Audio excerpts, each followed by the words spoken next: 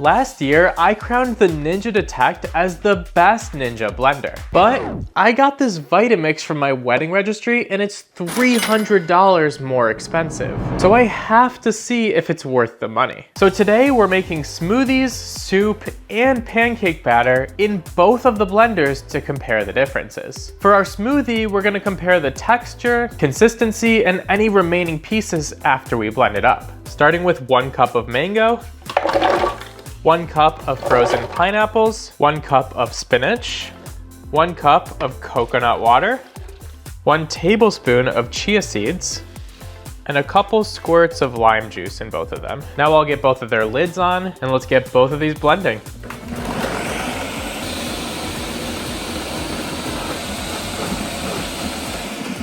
And as you saw, I actually had to help out the Vitamix a little bit. It wasn't blending fully on its own. The Detect figured it all out and blended at whatever speed it chose to, and I didn't have to do anything. But let's get both of them poured into glasses to compare that consistency. First our Detect, and that is looking really nice and thick, although I'm definitely seeing some seeds still pretty visible in there. Now the Vitamix one looks just as thick. And now let's do the taste test of both of them. First up, our Detect.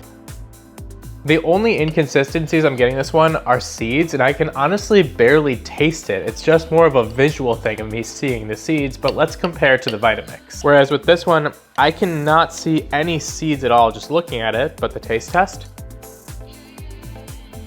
The Vitamix is noticeably thicker and creamier and more consistent all the way through the smoothie. I'd say the Detect did a good enough job. I'd give it like a 9 out of 10 for the smoothie, and I'm gonna give it 10 out of 10 for the Vitamix. So there's a small difference, but I also had to help the Vitamix blending it all up. So maybe that evens it out for test number 1, which means we need to move on to a slightly harder test. We're gonna pour in a bunch of ingredients and make soup in both of the blenders. I wanna see if they can not only mix the ingredients well, but also use the friction from the blender to heat up the soup inside of them too. And for this recipe, we're starting with a can of diced tomatoes, 1 cup of vegetable broth, half a cup of heavy cream,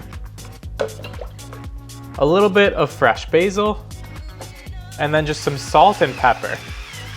And now we blend. I think this one's gonna take around 5 or 6 minutes, so we'll be back soon. Now about 6 minutes later, let's take a look at the 2 soups. Starting with our Vitamix, and this feels extremely hot on the outside already, and you can see the smoke coming out of this. That's actually crazy. I did not think it was gonna get this hot. By the way, this smells absolutely amazing. It's a creamy tomato basil soup, and it looks restaurant quality. And now over to our Detect, which I'm not feeling any heat so far. And with this one opened, clearly no smoke, no heat coming from this. And I will say I did have to manually restart this over and over, where the Vitamix just ran for 6 minutes on its own. But let's pour it into a bowl. It's actually a much darker color and looks way less blended than the soup. And checking on the soup's temperature, it's around 140 degrees, which is definitely nice and warm. And the Detect is at 70 degrees. It's basically still room temperature after blending for 6 minutes. So I think the winner is already pretty obvious, but I'm still gonna taste them to see if I can taste any differences in inconsistencies too. Starting with the Vitamix. It's warm, it's silky, it's smooth, it's got great flavor. It tastes completely just like one liquid as you'd expect with a soup. And now the Detect.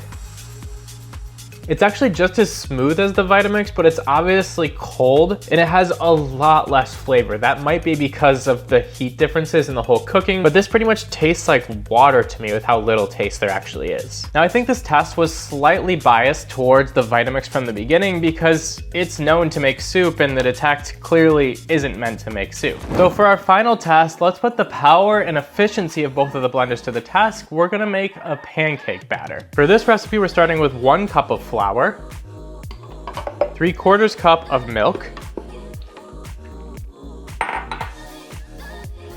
1 egg, 1 tablespoon of sugar, and a teaspoon of baking powder. Now, one of the things I'm curious to see is if I have to scrape down the sides of the blender for either of these as they blend it up, or does it just do it fully on its own? Let's get them blended and find out. Now, I didn't have to help either of these blenders at all. They fully blended it on their own, but let's see which one turned out better. Starting with our Vitamix. And that definitely looks like a nice, thick, smooth batter with not too much air introduced into it. And now our Detect. And honestly, I'm not seeing too much of a difference. I think the batters look pretty much identical. Maybe this one's a little bit more runny than the other, but pretty much the same. So for our batter test, I'm gonna have to call it completely a tie. I see pretty much no differences. Now the last thing I wanna compare between the two is how easily they clean. And to do this cleaning, I've already added a couple cups of water into both of them, and now I'm gonna add a couple drips of dish soap into both. And now fully filled with all the batter and everything, let's start blending these and see how clean they get on their own. And here is what the inside looks like after that kind of soapiness blended through there. It doesn't look fully clean, but let's rinse it out and see what happens with this one. And this is after just removing the soap and rinsing it with water, and it's clearly not very clean inside of that Vitamix still. So let's see if the Detect did a little bit better. On first instinct of opening it, it does not look so, but let's give it the same treatment of rinsing it out real quick. Here is the Detect afterwards, and honestly, it's really not much cleaner than when we first started this test. So neither of the two did a great job, but the winner is still pretty clear with our cleaning test. The Vitamix is significantly cleaner than the Detect is. So overall, is the Vitamix worth $300 more, which is almost 3 times the price of the Detect? Clearly the Vitamix won our scoreboard battles by a landslide, but if you're just looking for something that can make a simple smoothie, I think you could totally get away with the Detect and save $300.